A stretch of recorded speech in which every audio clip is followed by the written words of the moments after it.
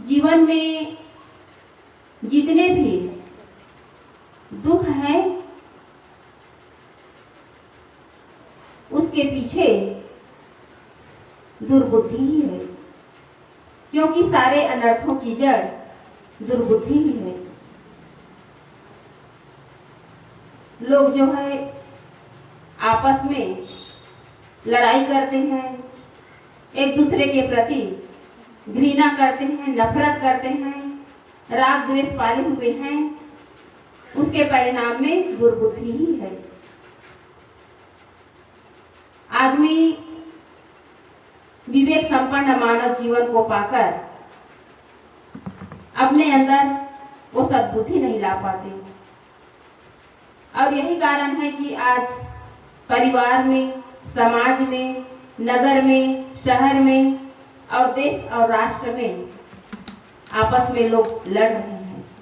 किसके कारण? दुर्बुद्धि के कारण। दुर्बुद्धि न होने के कारण आज पिता पुत्र में लड़ाई है, देवरान जेठान में लड़ाई है, भाई भाई में लड़ाई है, पड़ोस में लड़ाई है, समाज में लड़ाई है। अब यही कारण है कि लोग अपनों से दूर होते जा रहे हैं। इसी दुर्बुद्धि के कारण लोग अपनों से दूर होते जा रहे हैं। अपनों के प्रति अपनापन का भाव नहीं है। तो हम जीवन को सही तरीके से कहाँ जी पा रहे हैं? घर परिवार में रामायण जैसा वातावरण होना चाहिए, लेकिन दुर्भाग्य है कि आज घर परिवार में, समाज में महाभारत सा वातावरण बना हुआ है। ये किसके कारण है? दुर्बुद्धि के कारण। इतना अच्छा मानव जीवन है, प्रेम से जीना चाहिए, आपस में एक दूसरे के प्रति सेवा सहयोग की भावना होनी चाहिए। लेकिन लोग जो है अपने इस अनमोल जीवन का जो महत्व है इसे समझ नहीं पा रहे हैं। इसी कारण आपस में लोग जो है एक दूसरे के प्रति आदर सत्कार की भावना नहीं रख पाते। द्वेष में, घृणा में, नफरत में अपने जीवन को खो रहे हैं और इसके बदले में मिलता है केवल दुख। एक ही छत के नीचे रहते हैं लेकिन प्रेम नहीं है। एक ही छत के नीचे रहते हैं लेकिन एक दूसरे को देखकर चेहरे पे खुशी नहीं है। एक ही छत के नीचे रहते हैं लेकिन एक दूसरे के प्रति सेवा और सहयोग की भावना नहीं है। तो इसके बदले में जीवन में केवल दुख ही हाथ आएगा। आदमी विचार ही नहीं करता कि हम अपने जीवन को किस तरीके से जिए कि हमारे जीवन में सुख बढ़े। लेकिन दुर्भाग्य है, मनुष्य अपने जीवन में केवल दुख को बढ़ाने का काम कर रहे हैं। आपस में प्रेम न होने के कारण एक ही छत के नीचे रहते हैं लेकिन एक दूसरे से बातचीत नहीं है, एक दूसरे के प्रति सामंजस्य नहीं है, एक दूसरे के प्रति प्रेम का व्यवहार नहीं है। एक घटना है, एक मास्टर जी थे और पुराने जमाने में चाहे कोई पद पर हो या साधारण आदमी हो, हमेशा जो भी साधारण कपड़ा मिलता था पहन लेते थे। तो मास्टर जी स्कूल में बच्चों को पढ़ाने के लिए जाते थे तो धोती और बंगाली पहनकर जाते थे। तो बच्चे लोग चिढ़ाते थे कि मास्टर जी आप इतने बड़े पद पर हैं और धोती पहन करके आते हैं। हमारे घर में हमारे पिताजी पैंट पहनते हैं, बढ़िया शर्ट पहनते हैं और आप धोती पहन करके आते हैं। बच्चे लोग उसे चिढ़ाते थे। तो एक दिन मास्टर जी जो है बाजार गया और पैजामा बनाने के लिए कपड़ा लाया और दर्जी के पास ले गया। दर्जी को सीने के लिए दिया। दर्जी जो है 2-4 दिन में पैजामा सिलकर दे दिया। जब वो मास्टर जी उस पैजामे को घर में लाया और पहनने के लिए उसे देखा, उसकी लंबाई ज़्यादा थी। उसने कहा कि इतना बड़ा पैजामा है, पहनूंगा तो झाड़ू लगाए जैसे हो जाएगा। तो उसने कहा कि इसे यदि छोटा करूंगा तो ठीक होगा। तो मास्टर जी सुबह से लेकर शाम तक तो स्कूल में रहते थे, उसके पास टाइम नहीं था। तो उसने कहा कि मैं अपनी बहन से कह देता हूँ, बहन जो है घर में रहती है, वो आसानी से ये काम कर देंगी। तो मास्टर जी अपने बहन के पास जाती है, कहती है कि बहन मैं जाता है और कहता है कि बहन मैं पैजामा सिलवा करके तो लाया हूँ, लेकिन दर्जी तो जो है इसे लंबा कर दिया है, पहनो तो अच्छा नहीं जचेगा। तो आप इसे 2 अंगुल काट देना और सुई धागे से सिल देना, ताकि मैं कल इसे पहनकर स्कूल चला जाऊं। उसकी बहन कहने लगी कि घर में भाभी है और दिन भर बैठे रहती है, कुछ काम धाम करती नहीं है, और भैया मुझे काम बता रहे हैं, यह काम भाभी को बताना चाहिए। उसने कहा कि भैया मेरे पास समय नहीं है, मैं नहीं करूँगी। अपने भैया के ऊपर वो नाराज हो गई। वो मास्टर जी बड़ी सरल थी, अपने बहन की नाराजगी को भी वो नजरअंदाज कर दिए। फिर कहा कि चलो पत्नी से ही कहता हूँ। फिर अपनी पत्नी के पास चला गया, कहने लगा कि मैं पैजामा सिला करके लाया हूँ, इसे 2 अंगुल काट देना और इसे सिल देना। उसकी पत्नी कहने लगी कि मैं सुबह से लेकर शाम तक इस घर में मशीन की तरह लगी रहती हूँ और मुझे काम बता रही हो, तुम्हारी बहन नहीं है क्या उम्र गई है? वो भी जलीकटी सुनाने लगी।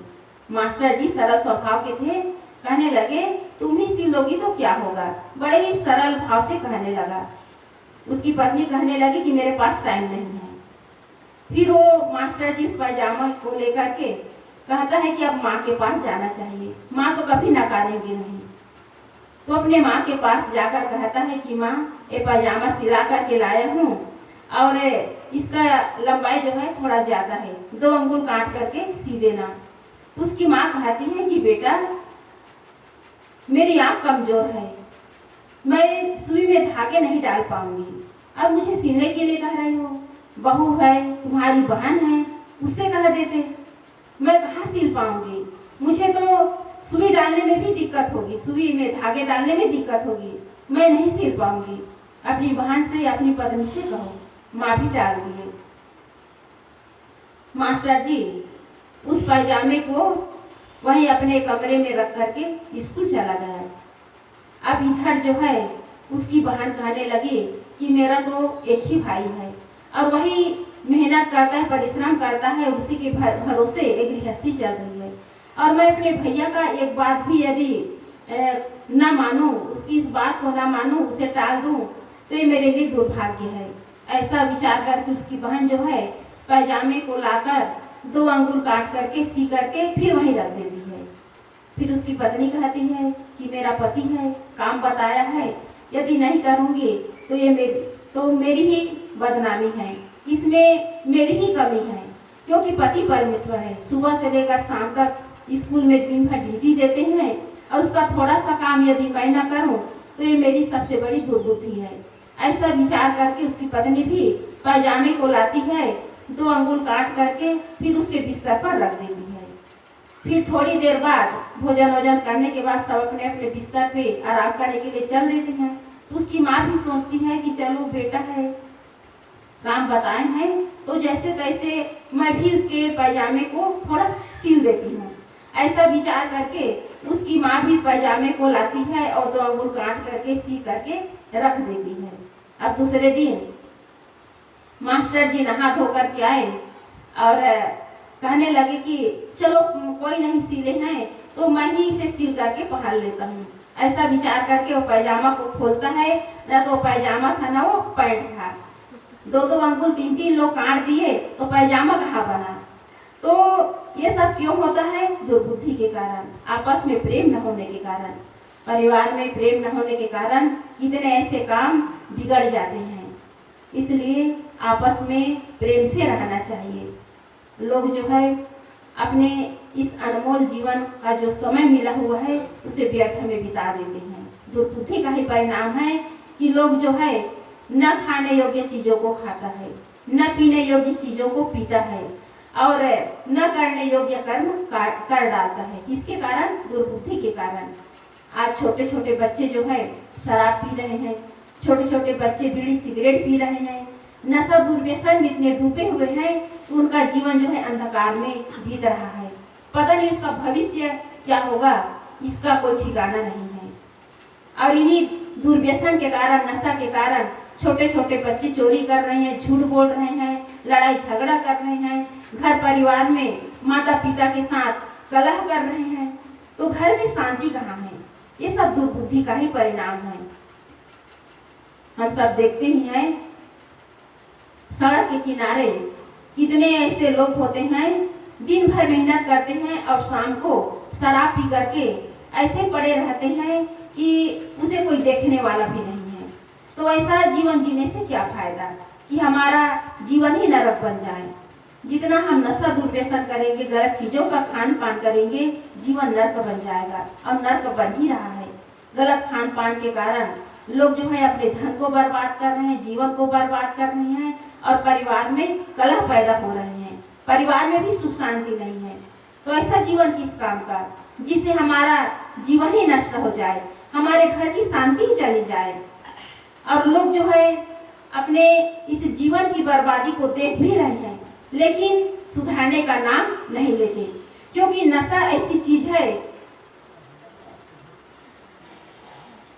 नशा ऐसी चीज है जो जीवन को पूरी तरह तबाह कर देता है। कहा गया है कि नशा नाश की जड़ है, नाश की जड़ नशा ही है। चाहे वह दुर्व्यसन हो या अनेक प्रकार के विकार हो, ये नाश की जड़ है। ये मनुष्य को पूरी तरह से खोखला कर देता है। नशा दुर्व्यसन में पड़े हुए लोग तो अपने जीवन को बर्बाद कर ही रहे हैं। अनेक प्रकार के विकारों से ग्रसित लोग अपने जीवन को बर्बाद कर रहे हैं। कोई क्रोध में, कोई लोभ में, कोई द्वेष में, कोई ईर्ष्या में पड़ करके अपने जीवन को बर्बाद कर रहे हैं। तो जितना आदमी नशा दुर्व्यसन में पड़े रहेंगे, अनेक प्रकार के मानसिक विकारों से ग्रसित रहेंगे, उतना ही उसका जीवन जो है अंधकार में और नरक की ओर बढ़ता चला जाएगा। इसलिए मनुष्य का जीवन है वो जागने के लिए है, अपने जीवन को अच्छा बनाने के लिए है। लेकिन दुर्भाग्य है मनुष्य थोड़ी थोड़ी बातों को लेकर के आपस में लड़ बैठते हैं। आज कोर्ट कचहरी में जाओ तो वहाँ लोगों की भीड़ है। अब कोर्ट कचहरी में किसकी भीड़ है? अनेक प्रकार के मुकदमा, अनेक प्रकार के केस की भीड़ है। पिता पुत्र में लड़ाई है, एक दूसरे के प्रति मुकदमा चला रहे हैं। भाई भाई में लड़ाई है, एक दूसरे के प्रति मुकदमा चला रहे हैं। सास बहू में लड़ाई है, वहाँ भी लोग जो है अपने आप को कोर्ट कचहरी तक घसीट रहे हैं। जब अपनों को हम कोर्ट कचहरी तक घसीट रहे हैं, अपनों का अपमान कर रहे हैं, तो हम सम्मान का जीवन कहाँ जी पाएंगे? सोचने वाली बात है। भाई भाई एक दूसरे के प्रति इतना बैर भाव पाले हुए हैं कि अंत में एक दूसरे का मुंह देखना पसंद नहीं करते। तो ये कहाँ का जीवन है? कहाँ की समझदारी है? ये कहाँ की बुद्धिमानी है? और इसी में लोग जो है अपने आप को वीर मानते हैं कि हम अपने भाई को हरा दिए, हम अपने भाई से लड़ाई किए। भाई को हराकर, भाई से लड़ाई करके, भाई से अलग होकर के, भाई से विमुख होकर के आज तक कोई सुख और शांति का जीवन नहीं जिया। भले ही आप ऊपर से सुख नजर आएंगे लेकिन आपकी अंतरात्मा कचोटेगी। इसलिए बेहतर जीवन जीने के लिए हम अपने सोच को ठीक करें। अपने अंदर जो गलत विचार है, अपने अंदर जो मलिनताएं हैं, उसे हम त्यागने का प्रयास करें। और दूसरी बात है, दुर्बुद्धि के कारण ही लोग जो है अपनी ईमानदारी और अपना विश्वास खो देते हैं। लोग लालच में आना और लोगों के साथ गलत व्यवहार करना, गलत ढंग से लोगों के साथ लेन देन करना, ये भी दुर्बुद्धि का ही परिणाम है। और इसी के परिणाम स्वरूप आज हमारे समाज में रिश्वतखोरी, कालाबाजारी, घूसखोरी, मिलावटबाजी ये दिनों दिन बढ़ता चला जा रहा है। लोग जो है नकली सामान बेचते हैं और उसका दाम जो है लेते हैं असली सामान का।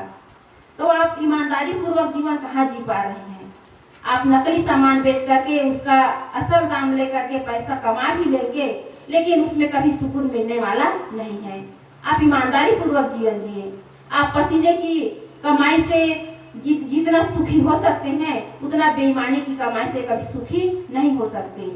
एक उदाहरण है, एक दर्जी था, वो कपड़ा सिलने का काम करता था और उसके पास अनेक लोग कपड़े सिलने के लिए कपड़े लाते थे, कोई हल्का कपड़ा, कोई ऊंचा कपड़ा। तो जब ऊंचा कपड़ा देखता था तो उसका मन भाग जाता था, उसके मन में लोभ लालच आ जाता था और कपड़ा बचा लेता था। अभी भी कितने दर्जी हैं वो कपड़ा बचा लेते हैं और उसी कपड़े को सी करके वो बेचते भी हैं। इस तरह बेईमानी करके आप सुखी नहीं हो सकते। तो उस दर्जी का काम था बढ़िया कपड़े को बचा करके रख लेना। एक दिन वो सोया हुआ था और रात में स्वप्न देखता है कि वो धर्मराज के पास पहुंच गया। उसकी मृत्यु हुई तो धर्मराज के पास पहुंच गया और वहाँ झंडी झंडी लगी हुई थी।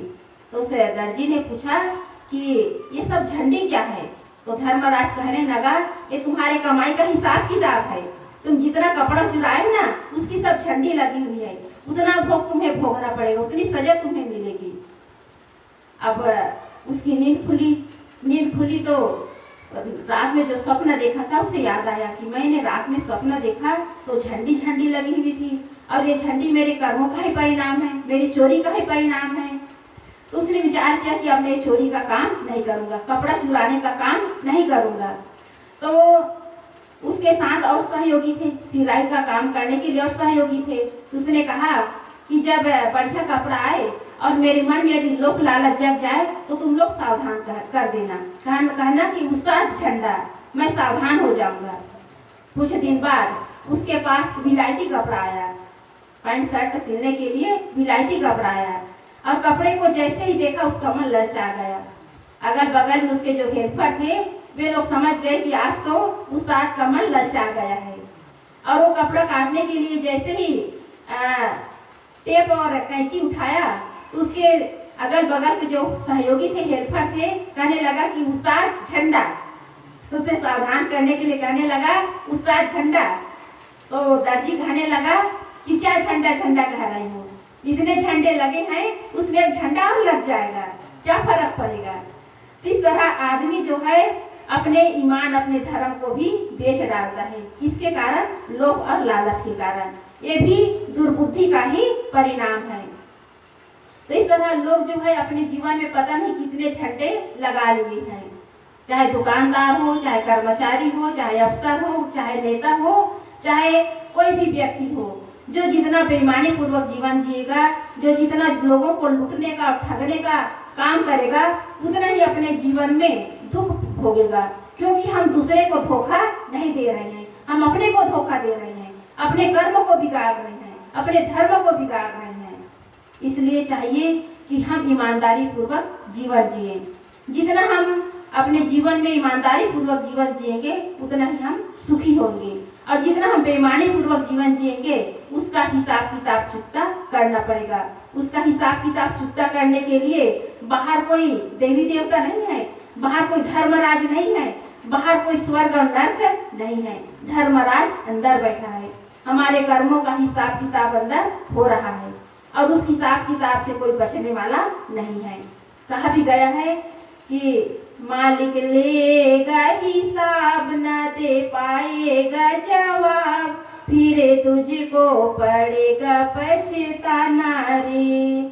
लेके जग से बुराई मत जाना रे, लेके जग से बुराई मत जाना रे।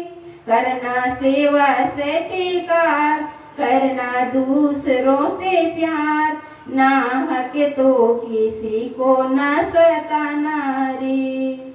तो हम विचार करें कि हम किसी को मन से, वाणी से, कर्म से सताने का प्रयास न करें, दुख देने का प्रयास न करें।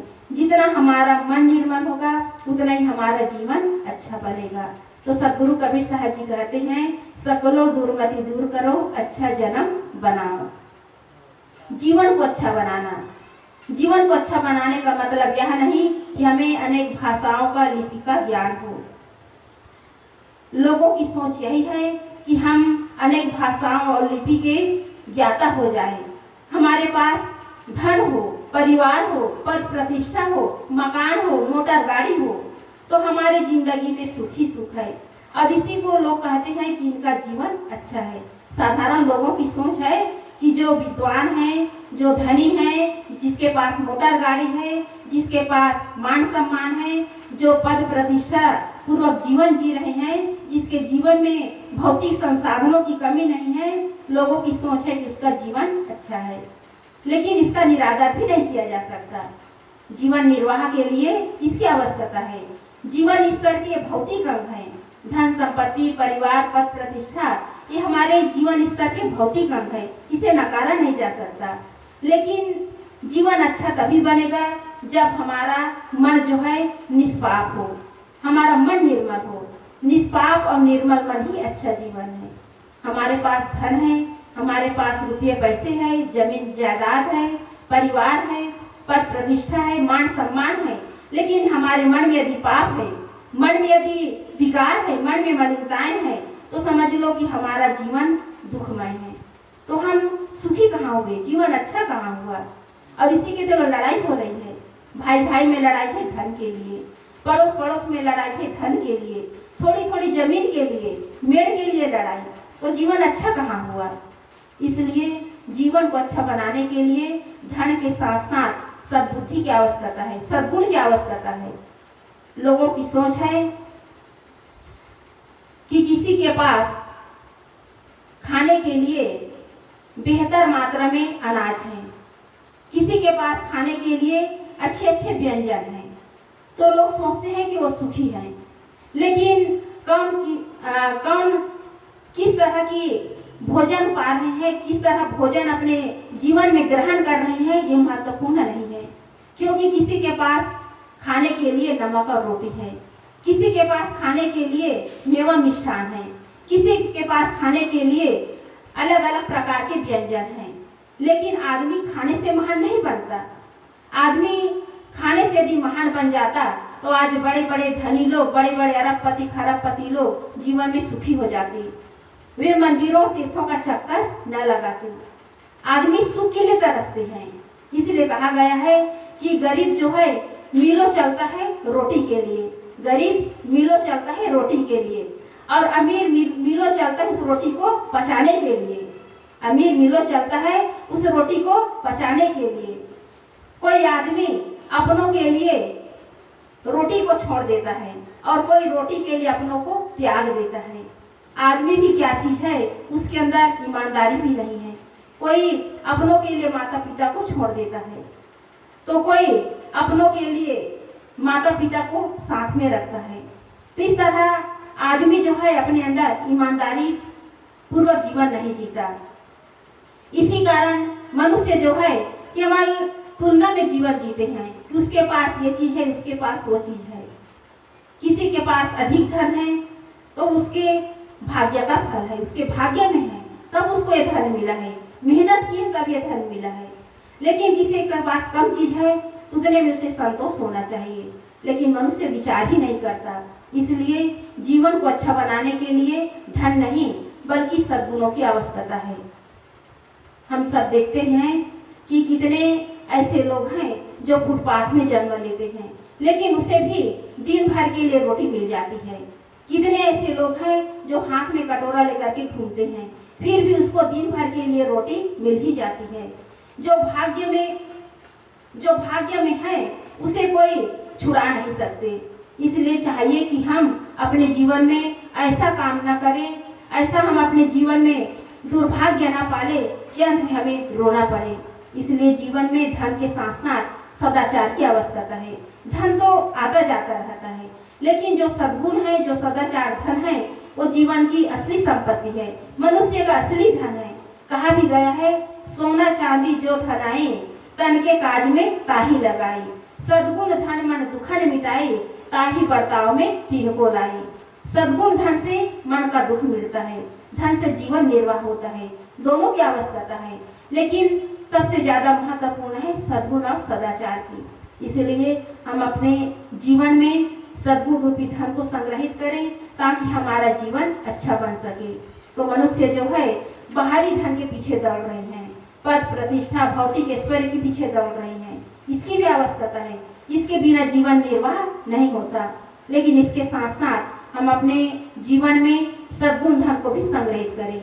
लेकिन दुर्भाग्य है मनुष्य जो है सद्गुण धन को अपने जीवन में संग्रहित न कर सद्गुणों को ना कमा करके दुर्गुणों को कमा रहे हैं। रात दिन काम में, क्रोध में, ईर्ष्या में, द्वेष में जल रहे हैं, और ऐसा उसका जीवन जलते जलते पूरी तरह भस्म हो जाता है, खाक हो जाता है, राख हो जाता है, अंतिम में कुछ बचता नहीं है। इसलिए जीवन को अच्छा बनाने के लिए हम किसी भी चीज का अहंकार न करें।